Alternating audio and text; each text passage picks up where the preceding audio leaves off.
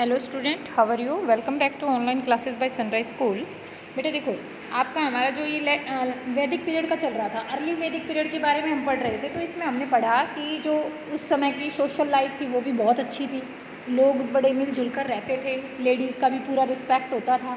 और मतलब जो बाद में ये प्रथा चली थी ना, बच्चों का जल्दी छोटी उम्र में विवाह कर देना, ये सिस्टम भी नहीं था उस समय में। 16 से 17 साल का जब तक बच्चा नहीं होता था उसकी शादी नहीं की जाती थी। धार्मिक अगर बात करें तो किसी मूर्ति की पूजा वो नहीं करते थे। वो क्या करते थे, सिर्फ प्रकृति की पूजा करते थे, जैसे पेड़ पौधों की पूजा कर दी, या फिर जानवरों की, धरती माता के रूप में, सूर्य देवता के रूप में, ऐसे प्रकृति की ही पूजा करते थे। फिर हमने एम्यूज़मेंट के बारे में पढ़ा था कि एम्यूज़मेंट यानी अपना मनोरंजन कैसे करते थे। रथ की रेस करवाते थे, नाचते थे, गाते थे। जो म्यूज़िकल इंस्ट्रूमेंट होते हैं यानी जो संगीत वाद्य यंत्र होते हैं उनको बजाते थे। और इसके अलावा हमने जाना था कि ये जो धार्मिक जब भी कोई फेस्टिवल होता था तो वो सोम रस का सेवन करते थे, जो नशीला पदार्थ होता है, भांग जिसे कहते हैं। तो लेटर वैदिक पीरियड का इतना ही है। अब आगे हम ये पढ़ेंगे case study letter Vedic period की। इसमें बताया वर्ण सिस्टम। वर्ण सिस्टम का मतलब है कि काम के हिसाब से जो सोसाइटी है वो कैसे बटी हुई थी। ठीक है, वर्ण में बताया गया है, देखो। First society was divided on the basis of वर्ण। वर्ण का मतलब होता है कलर, स्किन का जो कलर होता है यानी रंग। तो इसमें पहले जो सोसाइटी थी वो विभाजित हो रखी थी, किसमें? कलर के हिसाब से, जो लोगों की स्किन का कलर होता था उसके हिसाब से। The fair skin Aryan consider the dark skin Dasa as inferior. इस समय में जो गोरे रंग के आर्य लोग थे उनका रंग गोरा था, और जो मान लो जिनका रंग काला होता था या सांवला होता था उनको अपना गुलाम बना कर रखते थे ये। द दास और Dasyu were the original inhabitant of the region where the Aryan settled. लेकिन ये जो दास बनाते थे ना जिनको, वो आर्य तो हमने पढ़ा कि बाहर से आए थे, सेंट्रल एशिया से, मध्य एशिया से आए थे। लेकिन जिनको वो दास बनाते थे, जिनका रंग थोड़ा सांवला पड़ता था या काला पड़ता था, उनको जिनको दास बनाते थे ना, वो वहीं के रहने वाले थे। जहाँ आर्य तो बाहर आकर जहाँ बसे थे, वहीं के रहने वाले लोगों को क्या बना रहे थे? वो दास बना रहे थे, यानी अपने अंडर में काम करवाते थे अपने नीचे। However among the Aryan society was divided into 4 section. और आर्य समाज, जो आर्य लोग थे उनका समाज भी 4 वर्गों में बटा हुआ था।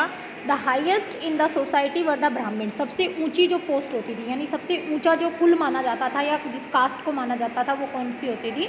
ब्राह्मण की। They were the priest who look after the religious matter and react play.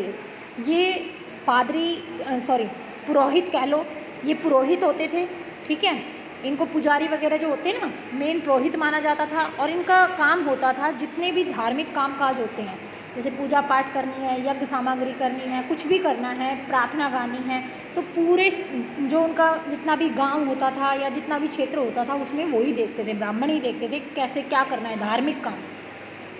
The king and warrior who protect the tribe from harm were Kshatriya. राजा और जो योद्धा होते थे उसके, यानी उसके साथ जो सेना में अन्य योद्धागण होते थे, वो प्रोटेक्ट करते थे यानी रक्षा करते थे अपनी जनजाति की। क्षत्रियों, इन्हें क्या कहा जाता था? क्षत्रिय।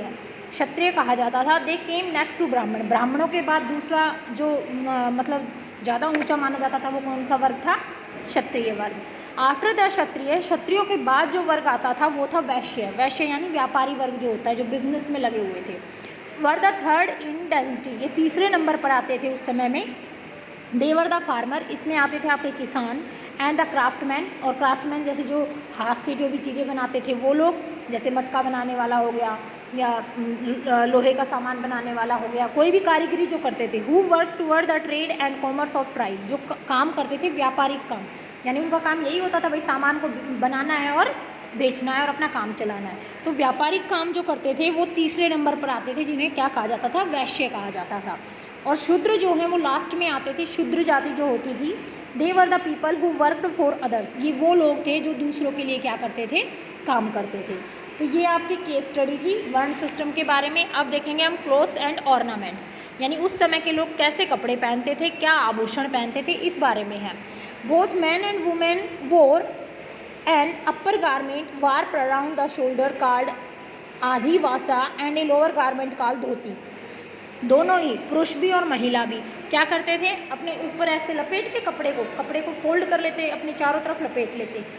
जैसे तुम टावल बांधते हो ना नॉर्मली, ऐसे टावल को बस जो आपकी कमर है वहाँ तक लपेट के कंधे पर उसको बांध लेते थे और नीचे धोती डालते थे, जिसे धोती कहा जाता था, which was wore around the waist, जिसको कमर पर बांध लिया जाता था। धोती को तो कमर पे बांध लेते और ऊपर वाला कपड़ा वैसे ही लपेट के यहाँ से यहाँ तक और उसको वैसे कंधे पे टांग लेते।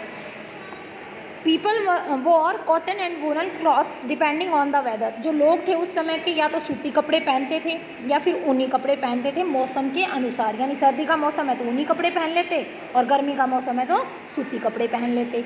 Some of them wore a shirt called vasa. कुछ लोग जो है शर्ट के जैसा दिखने वाला कपड़ा पहनते थे जिसको क्या बोला जाता था उस समय में, वासा।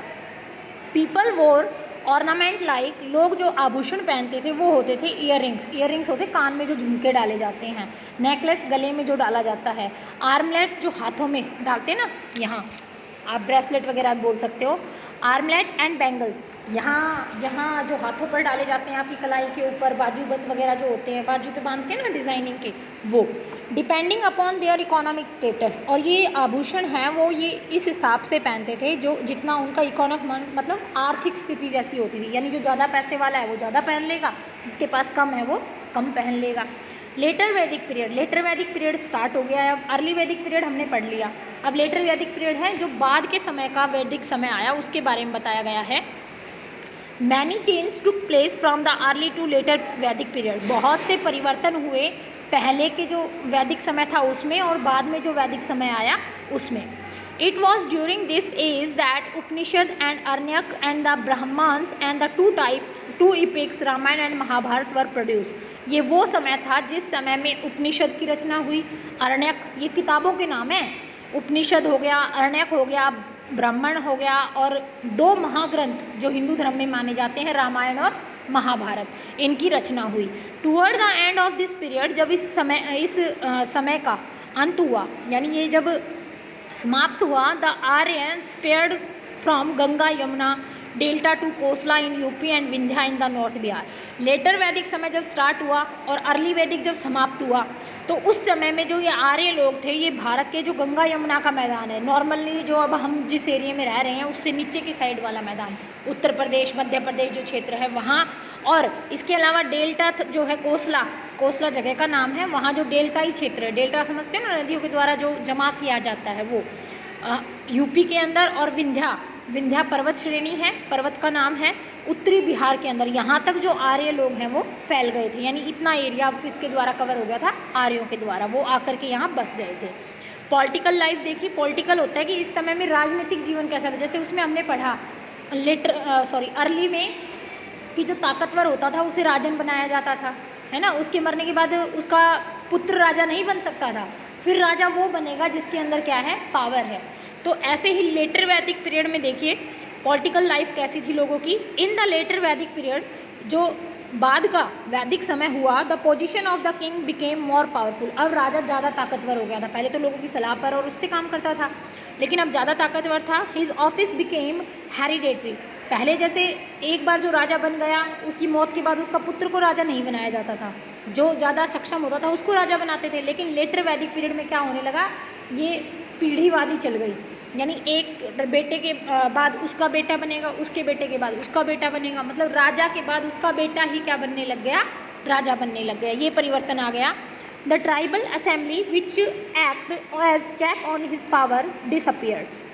और जो असेंबली होती थी जिसके पास ताकत होती थी ना, भाई सभा ही तो चयन करती थी कि हम इसको राजा बनाएंगे, ये काम करेंगे, तभी तो होता था लेटर अर्ली वाले में। लेकिन लेटर वैदिक पीरियड में क्या हुआ, ये पावर असेंबली की जो सभा की पावर थी वो समाप्त हो गई, यानी अब जो फैसले लेना है कौन लेगा, राजा लेगा। वॉलेंट्री कंट्रीब्यूशंस फ्रॉम द वेश वर नाउ फोर्सबली कलेक्ट। जैसे पहले जो कर वगैरह नहीं लिया जाता था ना, टैक्स नहीं लेते थे अर्ली वैदिक समय में, बस वैसे ही जो भी जैसे इकट्ठा हुआ उसको सब मिलजुल करके बांट लेते थे और अपना काम चला लेते थे। लेकिन अब ज़बरदस्ती जो है कर का इकट्ठा किया जाने लगा, यानी टैक्स लिया जाने लगा लोगों से। But there was still no standing army. लेकिन इस समय तक भी कोई भी सेना, स्टैंडिंग आर्मी मतलब जो कंटिन्यू सेना में रहते हैं, वो सेना नहीं थी। The king influence was further strength by rituals. राजा जो है जो भी कार्य करता था धार्मिक कार्य करता था वो अपने हिसाब से करता था। He perform several public and important sacrifice including the Ashvamedha yagya, Rajasuya yagya, Vajapeya to demonstrate his increase power and prestige. राजा जो यज्ञ करता था वो अपने लिए ही करता था। जैसे पहले तो इकट्ठे होकर पूरी अपनी जाति के लिए करते थे, लेकिन जब राजा का ज़्यादा पावरफुल हुआ तो वो सिर्फ किसके लिए यज्ञ करता था? सिर्फ अपने लिए। जैसे वो यज्ञ करता था अश्वमेध यज्ञ, सुना होगा ना तुमने, घोड़े को छोड़ दिया जाता है, जिस एरिया में से निकल गया वो एरिया उस राजा का। तो अश्वमेध यज्ञ, राजसूय यज्ञ, विजयपया यज्ञ, ये सारे जो यज्ञ है राजा करता था अपना रुतबा और अपनी पावर, ताकत बढ़ाने के लिए। As tribe start settling down in specific area, और जो जनजाति थी वो एक विशेष क्षेत्र में ही बंद कर रह गई थी। Tribal identity gave way to territorial identity. अब जो कबीले के नाम से जो अलग अलग झुंड थे इनके, वैसे जानी जाती थी जनजातियाँ, अब वैसे ना जानकर पूरा साम्राज्य एक साम्राज्य के रूप में जो है जाना जाने लगा। यानी एक साम्राज्य में बहुत सारी क्या आ जाती थी, ऐसी जातियाँ आ जाती थी। तो ये आपका यहाँ तक का लेसन है जो आपको रीड करना है। ये आपका वर्क है आज का। साथ में ज्योग्राफी का सेकंड लेसन की एक्सरसाइज, वेरी शॉर्ट और शॉर्ट क्वेश्चन लर्न करके आने हैं। Thank you.